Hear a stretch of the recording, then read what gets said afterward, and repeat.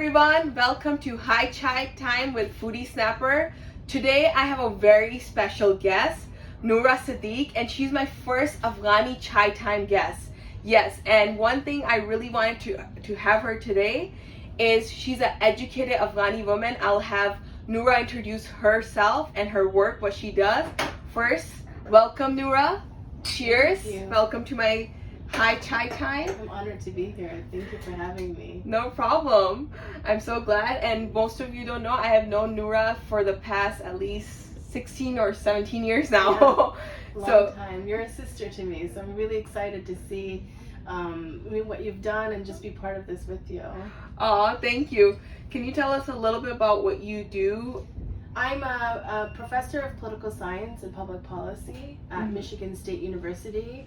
I study Muslims and minorities in the US and Europe and the way they respond to a very politicized climate. So I try to look at their public opinion, their behavior, and also like what government policies help them flourish and which ones harm them. See guys, she looks in through policies, she looks into what is happening with the Muslim community. And one thing I want to highlight, she's Afghani woman and she has her education from University of Michigan, Harvard, has taught at Princeton. I want to really emphasize that because you know there's a stigma here, and that's what Chai Time does, is bringing people closer together. Yeah. Are you excited to try? I want to try the samosa. Which kind are they? Oh yeah, this is what I had for the Afghani today, the samosa sampler, the za'atar cheese tosa, because she likes gluten-free items, the chicken chaat over here, the butter chicken sliders. Let's not forget about these amazing shrimp pakoras, and who can forget about this amazing item, the shrimp tacos made with the roti twist. And let's not forget about our favorite zesty chai time snack, the butter chicken tacos, Paradise Special Edition. You won't find it anywhere else. It has a little sweeter taste. I think your Afghani taste bud might like that. Okay. Let's dig it open. See the inside. Oh wow. It's like a little spinach and I think cheese so too. Good. Should I take a bite? Yeah, go for it. And if you want chutneys, there's chutneys here too. It's amazing. It's such a good mix of flavors. It is like Dearborn meets like desi food. Dearborn meets desi food. And that's the first person who said that. I haven't even said that. Dearborn meets desi food. It's so good. I can't wait for you to try like the za'atar cheese tosa and give your info. So, as we're enjoying our samosas and chaat over here, what is Afghani high tea time? I want to know that. It's a lot like this chai tastes so good. our chai is pink. It's a little like sheer chai. Okay, yep. And we have in it we have green tea that's oxidized with milk, and then it's like a pink tea. Or you'll have a simple green tea where you add like saffron and cardamom. And so that's really like the tea is that. And then you'll have like different breads. Our version of a samosa too, which will be like keema inside as well. Yep. And then you'll have like dried fruits like raisins and like dried apricots and nuts. Those are very common to have with tea time for us. Nice. And when I say we also have Kashmiri chai here at the restaurant too. Nice. Okay. They serve it a lot in the winter time. But when I'm talking about we see this rich culture of food, and Afghanistan has a lot of that, and sometimes it gets unknown with how media has portrayed.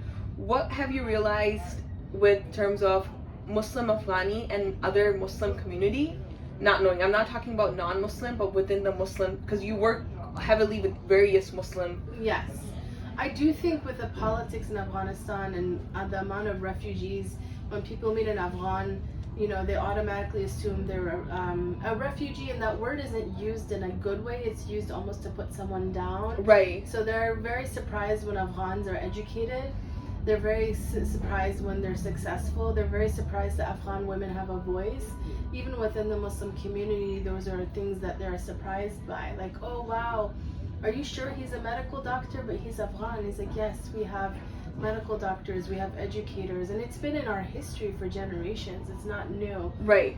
And so a lot of the times people think like, oh, the Taliban or something everybody supports, and it's like, no, we were a whole community and society, and we had, you know, we have some of the most historic masjids in the world in Afghanistan, Right.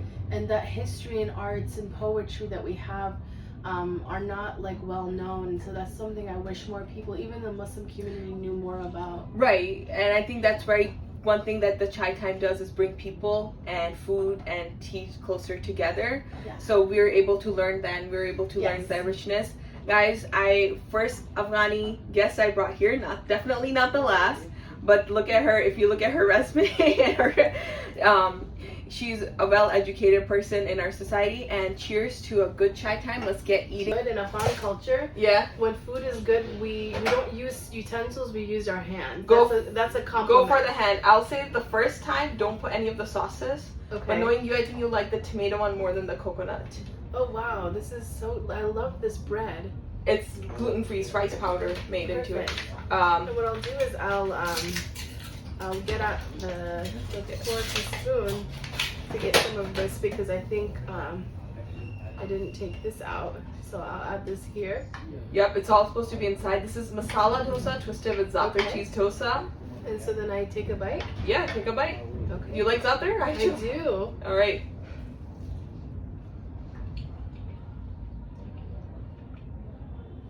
It's good? It's incredible. I didn't expect this flavor. It's like za'atar bread mixed with dough. Like, that's such a great fusion. Such a great fusion, guys. Za'atar cheese toast over here. And I know you like butter chicken. I do. It's my favorite. It's her favorite. Now let's see if she approves of these fries. I'm sure I will.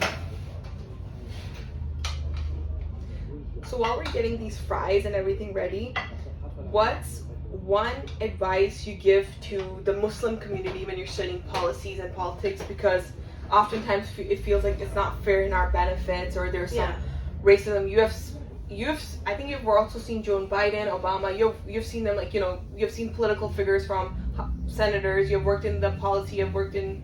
What's one aspect that you think we as a Muslim community can improve? I think it's building relationships with other communities, minority communities. You know, we're not the first community to experience marginalization. Right. We're following on the heels of the really important work that Black Americans have done with the Civil Rights Movement. And so I think there we really need to support our brothers and sisters in other communities. And, you know, 20% of Muslims in the U.S. are Black American Muslims. So the richness of Islam comes from Black Muslims themselves. But also, in addition to Black Muslims, other Black Americans, they go through similar things that we do. I think if we build relationships there, that helps us build more networks, support, political power. When people don't want minorities to come together. When we do, our voice gets louder. So listen, our voice gets louder, our food gets better when we do this. Yes. And this is advice from someone who works together. So all the Muslim communities, if we can work together with other minorities, do it. It doesn't have to be always political. It can be starting a business with them, supporting a small business, and various steps, or trying coming together and eating food together. Yes, like we are now. Should I take a bite? Go for it. I'm gonna try the chicken. It's quite tender. It's such a good mix of flavors. Desi meets Dearborn. I just love that tagline. I'm gonna use this all the time. Yes, I love the spice, but I don't like it too spicy, and this is perfect. I think things can be spicier if you like it, but this is such an explosion of flavors, and you kind of get in the and I see they have black sesame, like this is sesame seeds. Sesame seeds with the sauce and the cheese and the chicken. It comes together so well. And I didn't expect the chicken to be so tender. It's perfectly tender. Perfectly tender. The loaded butter chicken fries. And she wouldn't have discovered that if she wasn't part of the Chai Time guest today. We have enjoyed a thriller chai time. We had chai, we had savory snacks. We're waiting for our dessert like we do for a high tea in Pakistan or India. But, you know, before I do that, I want to ask you one thing. Yeah. What's your comfort food? What food, you have traveled, you've lived in Europe, you come from Afghani background. you have grown with all the desis I know. Yep, She yep. knows more desis than I do. So what kind of food, what is your comfort food? I want to know. It can be anything. My, you know, it's called, we call it kabuli palau. Oh, kabli pulao, yes. That's my comfort food. Just the rice, even just the rice itself with, usually have with lamb And carrots. and carrots and raisins and almonds, and just, that's my comfort food. If I miss my mom and I'm away traveling, I'll sometimes just make the rice and like try to add some of the spices and have it, even if I don't have the meat. But that palau is, I grew up on that. That's my comfort food. Yeah. Wow. So see, Afghani pulao, and there's a lot of richness, and I think it represents that. When you see that dish, you know it's Afghanistan. Yeah. You know it's Afghanistan. Everyone else has made their own tweaks, but it is the most Afghani dish that I know of. Yeah. Yeah. Now, and then in regards to that, like when you travel across the world and globe, what is one common aspect you find with food, and like how does it help you connect to people, or is it like a funny story? It's the hospitality, you know, how kind people are. Yeah. People are so excited to share their culture with you through food, and like, you know, there's flavors I've never tried. Like I went to Sri Lanka, and like there was like the way they mix spices with like especially coconut milk and stuff I hadn't tried, but the way that they almost like treat you like you're at home. That's what I love about trying different food, is like it's almost like an invitation. And then like here it's like I feel like I'm at home because I grew up near Dearborn, and to have za'atar in my dosa, I was like, oh, I'm in Dearborn. Desi meets Dearborn. Like, absolutely, Desi meets Dearborn. And I think tea is a big part. Like when someone's coming to our house in the South Asia or like Central Asia, we invite them for tea. We have snacks. You cannot leave a guest hungry. I think Absolutely. Iman and I used to talk about it, how it's very common that everyone gets fed at our places. And same thing with high tea. You know, it's late afternoon, people are gonna have tea over there, people are gonna have snacks, or if you go to your mom's place right now, they're probably having, your dad and mom are probably having tea and snacks. People don't understand that the snacks involves quite a... Yeah, it involves a lot, and it's about building community. So you never have chai alone. You're always having it with a friend or family, you know. Chai is not a individual experience. It brings us together. Exactly.